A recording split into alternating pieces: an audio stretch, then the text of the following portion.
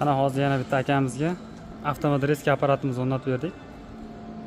12 talik qolib ketishga mo'ljallangan, 10 lik, 20 lik, 30 likka so'radi. Через investorlik.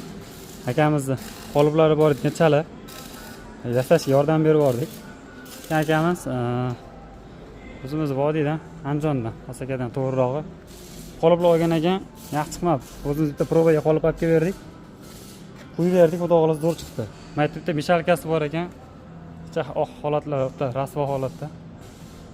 Remont qilib, boshqatdan qilib beramiz deyapmiz. Kelmayapti mana eski shablon mana. Akam xullas ikkita, uchta joydan apparat olgan. Bu qolipni ham bitta yerdan olib kelgan, bu reskani ham olib kelgan, bu qolipni ham o'zi yasattirib ko'rgan. Oxiri mana biz kelib bitta yasadik. Xudo xohlasa aka ma'qul keldi. Mana yerga yana bitta qolib qilib berdik. Birinchi olib kelgan qolibimiz yoqdi. Xudo xohlasa ishlarni chiroyli qilib ishdi mana. Endi buni xudo xohlasa kesamiz. Kesib chiroyli qilib beramiz. Mana shogirdlar qoliplar yasayapti mana. Chiroyli qilib profillardan to'rt qator to'qiganmiz. Kelmaydi mana. Proba qilib yasagan birinchi qolibimiz mana. Yasab ko'rsatib berdik. Xudo xohlasa ma'qul keldi. Chiroyli razmerlarni to'sinab kelib mana.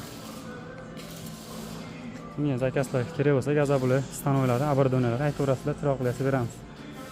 Shu sexga xudo xohlasa o'rnatdik, Marg'ilonga o'rnatdik. Mana apparatlar. Xudo xohlasa sochidan kesishdan boshlaymiz.